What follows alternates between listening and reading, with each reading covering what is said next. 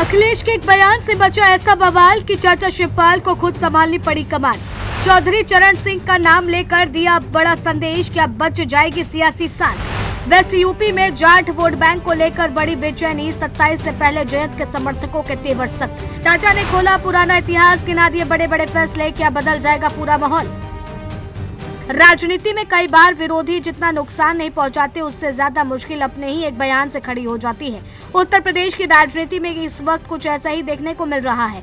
Samajwadi party प्रमुख अखिलेश यादव के बयान ने एक ऐसा सियासी तूफान खड़ा कर दिया कि पश्चिमी यूपी से लेकर के राजधानी लखनऊ तक चर्चाओं का दौर शुरू हो गया है। 54 से रुपया तक बनाने वाली टिप्पणी के बाद मामला सिर्फ बयान तक सीमित नहीं रहा, बल्कि जाट राजनीति, चौधरी परिवार और समाजवादी पार्टी के रिश्तों तक पहुंच गया है। विरोध बढ़ा, सवाल उठे और राजनीतिक हमले तेज हो गए। अचानक मैदान में चाचा शिवपाल यादव की भी एंट्री हुई है। अब चर्चा इस बात की है कि क्या शिवपाल ने भतीजे को घिरता देखकर खुद मोर्चा संभाल लिया है। आखिर ऐसा क्या हुआ कि उन्हें सामने आना पड़ा। आइए पूरी कहानी समझते हैं। दरअसल पूरा विवाद उस समय शुरू हुआ जब अखिलेश की एक टिप्पणी को राष्ट्रीय लोक दल और जयंत चौधरी से जोड़कर देखा जाने लगा। बयान सामने आते ही राजनीतिक गलियारों में हलचल मच गई। पश्चिमी उत्तर प्रदेश में जहां जाट समाज का प्रभाव काफी मजबूत माना जाता है, वहां इस बयान पर नाराजगी भी देखने को मिली। कई जगह विरोध हुआ, राजनीतिक प्रतिक्रियाएं आई और माहौल गरमाने लगा। इसके बाद जयंत चौधरी ने भी जवाब देते हुए साफ कहा कि लोकतंत्र में किसी का कोई नहीं बनाता, जनता को ही सबको बनाती है और जनता ही फैसला करती है। जयंत के इस जवाब के बाद मामला और ज्यादा चर्चा में आ गया। अब सिर्फ दो नेताओं का बयान नहीं रहा, बल्कि सम्मान और राजनीतिक पहचान का सवाल बन गया। यहीं से सपा के लिए चिंता बढ़ने लगी, क्योंकि 2027 विधानसभा चुनाव की तैयारी शुरू हो चुकी है और पश्चिमी यूपी का हर वोट बेहद अहम माना जा रहा है। ऐसे समय में किसी भी तरह का विवाद पार्टी की रणनीति पर असर डाल सकता है।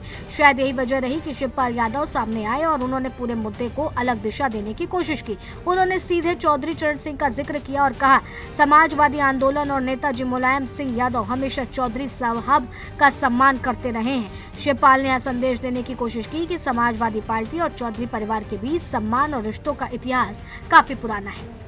इसके बाद शिवपाल यादव ने एक एक करके ऐसे उदाहरण गिनाए जिनकी चर्चा अब सियासी गलियारों में हो रही। उन्होंने कहा कि मेरठ विश्वविद्यालय को चौधरी चरण सिंह का नाम दिया गया।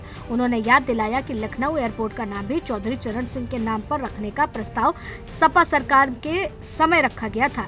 इसके अलावा विधान भवन के सामने चौधरी चरण सिंह की प्रतिमा लगाने का जिक्र भी किया गया।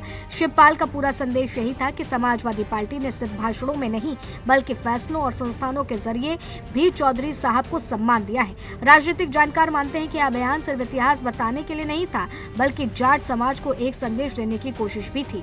इस पूरे घटनाक्रम के पीछे एक बड़ा चुनावी गणित भी छिपा हुआ माना जा रहा है। पश्चिम उत्तर प्रदेश की कई सीटों पर जाट वोट निर्णायक भूमिका निभाते हैं।